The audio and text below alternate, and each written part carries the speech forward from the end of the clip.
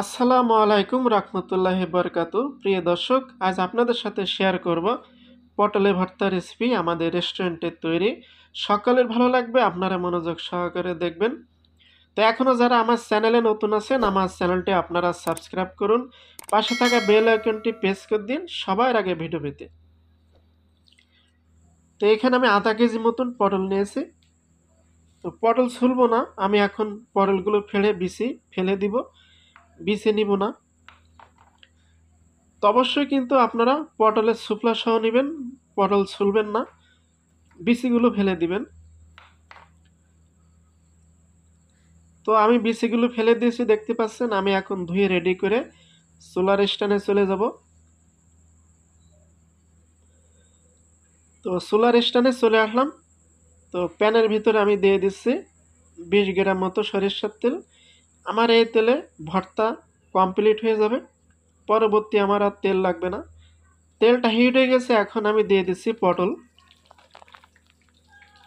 পটলগুলো আমি মিডিয়ামভাবে ভেজে নিব, হালকা হিটে। বেশি কড়া হবে না, মচমচে হবে না।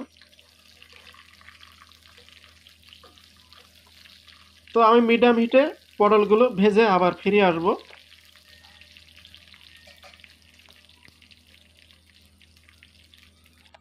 তো দেখতে পাচ্ছেন আমার পটল কিন্তু ভাজা হয়ে গেছে, দেখছেন, বেশি কড়া হবে না।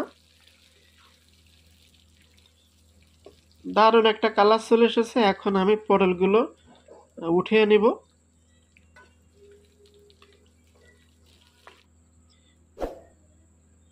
তো পটলগুলো আমি উঠিয়ে নিলাম। আমি এই তেলে বাদ বাকি উপকরণগুলো রেডি করে নিব। দিয়ে দিচ্ছি কয়েকটা আস্তা শুকনো মরিচ, আমাদের দেশি মরিচ। মরিচটা আমি লাল করে নিয়েছি। এখন আমি দিয়ে দিচ্ছি 150 গ্রাম মতো পেঁয়াজ কুচি, দিয়ে দিচ্ছি 20 গ্রাম রসুন কুচি, এখানে 15 গ্রাম মতো কাঁচামরিচ আছে, দিয়ে দিচ্ছি। তো আপনারা ভর্তায় যেমন মরিচ খেতে পছন্দ করেন সব কিছু নিজেদের মতন অ্যাড করে নেবেন। দিয়ে দিচ্ছি কিছু আস্তা জিরা, তাহলে কিন্তু ভর্তার দারুণ একটা ফ্লেভার আসবে। এখন আমি ভালোভাবে ভেজে ফিরে আসব। তো দেখতে পাচ্ছেন আমি কিন্তু ঘি কালার করে ভেজে নিয়েছি। এখন আমি নামিয়ে ঠান্ডা করে নিব। মশলাগুলো আমি উঠে ঠান্ডা করে নিয়েছি। এখন আমি এটা ব্লেন্ডার করব। আমি একটা ব্লেন্ডার নিয়েছি। তো আপনাদের যদি পাটা থাকে পাটায় বেটে নেবেন। যেহেতু আমার ব্লেন্ডার আছে, আমি ব্লেন্ডার করে নিচ্ছি। বেশি সময় লাগবে না, হয়তো 5-6 সেকেন্ড সময় লাগে। এখন আমি দিয়ে দিচ্ছি আধা টেবিল চামচ জিরা। আপনারা অবশ্যই কিছু জিরা ব্যবহার করবেন, ভাজা জিরা। দিয়ে দিচ্ছি পরিমাণ মতো লবণ। এখন আমি ব্লেন্ডার করে ফিরে আসব। তো বেশি সময় লাগবে না, 6 থেকে 7 সেকেন্ড সময় লাগবে। তো আমার ব্লেন্ডার করা হয়ে গেল। এখন আমি একটা পাত্রে উঠিয়ে নিচ্ছি। দেখতে পাচ্ছেন দারুণ একটা কালার চলে এসেছে। এখন আমি দিয়ে দিচ্ছি ধনিয়া পাতা।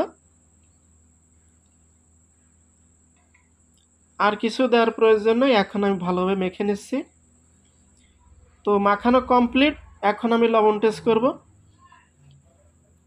তো মাশাআল্লাহ, লবণ ঠিক আছে, আমার ভর্তা এখন রেডি। তো আপনারা চাইলে কিন্তু বাসাতে সহজভাবে একটা ভর্তা তৈরি করতে পারেন। তো আজকের রেসিপি যদি ভালো লাগে অবশ্যই ভিডিওটা একটা লাইক কমেন্ট করে জানাবেন, এবং আপনারা বাসাতে অবশ্যই ট্রাই করবেন। আজকের মতন এখানে বিদায়। আসসালামু আলাইকুম, আল্লাহ হাফেজ।